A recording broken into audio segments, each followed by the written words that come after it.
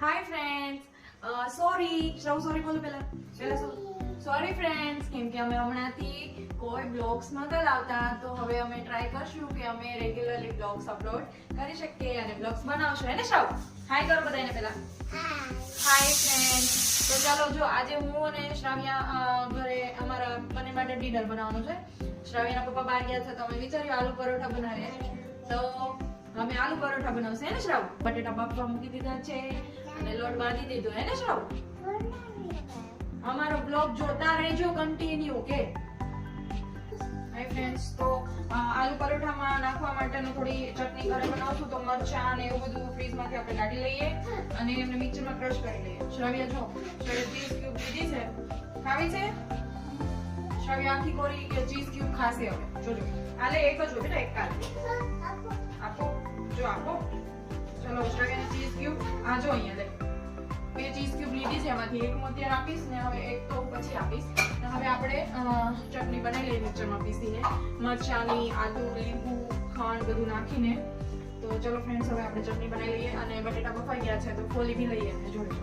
હવે આપણે મિક્સીમાં પીસી લેશું.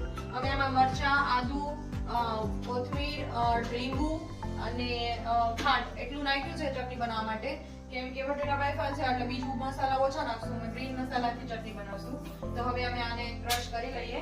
શ્રાવ્ય ડરશે હો ફ્રેન્ડ્સ.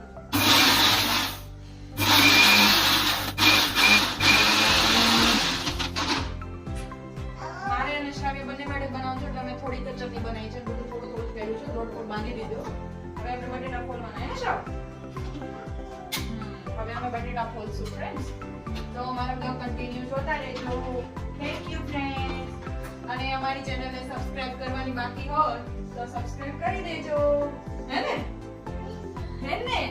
હા ફ્રેન્ડ્સ, હું બટેટા ફોલું છું અને શ્રાવ્ય ચીઝ ક્યુબ ખાય છે. તો જો કોઈ પાસે સજેશન્સ હોય કે ચીઝ ક્યુબ કોરી ખવાય કે ના ખવાય, બાળકો માટે સારી કે નહીં સારી, તો પ્લીઝ અમને કમેન્ટ સેક્શનમાં મેન્શન કરજો.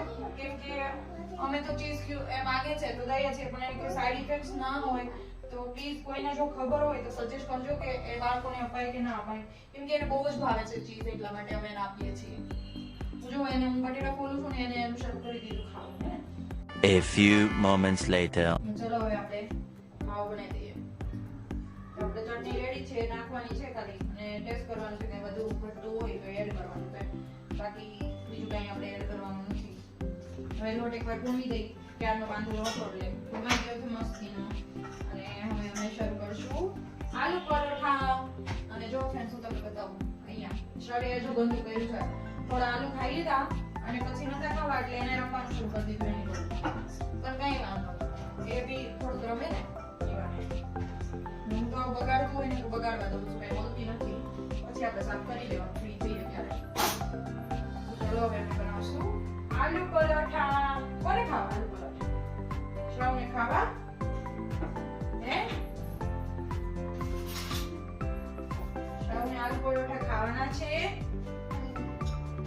નથી ખાવા તો શ્રાવ્ય ના પાડે છે. નહીં ખાવ શ્રાવ? પાક્કું નહીં હો, પણ નથી ખાવા. તો ફ્રેન્ડ્સ, આજે જગદીશને બહાર જવાનું હતું, ભાઈ જમવા જતા રહ્યા. તો અમે વિચાર્યું કે અમે બંને ઘરે છીએ તો અમે બંને માટે આલુ પરોઠા બનાવીએ. મને બી આલુ પરોઠા ભાવે અને શ્રાવ્યને બી ભાવે. તો વિચાર્યું કે બેને જમવાનું હોય છે તો ચલો બીજું શાક રોટલી બનાવી નીકળતા હવે એક અલગ બનાવી દઈએ.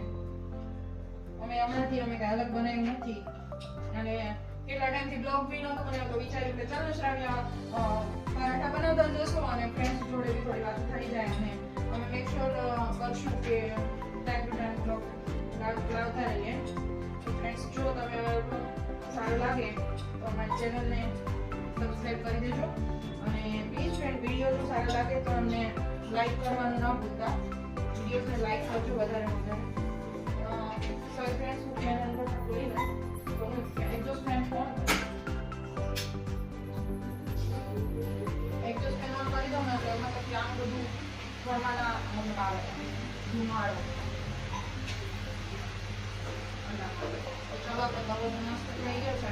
તમારી જોડે વાત કરવા માંગીને મારો તવો વધારે ગરમ થઈ ગયો હતો એટલે ગેસ ધીમો કરી દીધો અને હવે પરાઠું નાખ્યું છે.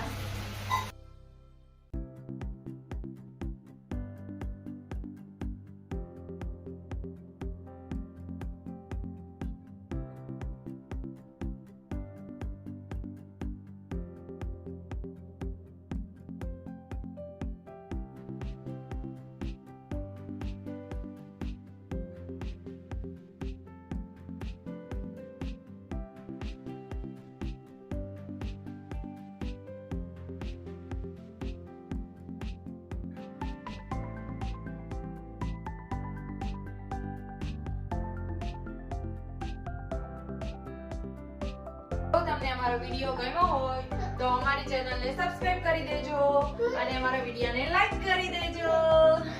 થેન્ક યુ કે થેન્ક યુ. જય માતાજી, જય શ્રી કૃષ્ણ અને મળીએ નવા બ્લોગમાં. બાય. લવ યુ કરતે બેટા બધાને. અરે વાહ, બાય ફ્રેન્ડ્સ.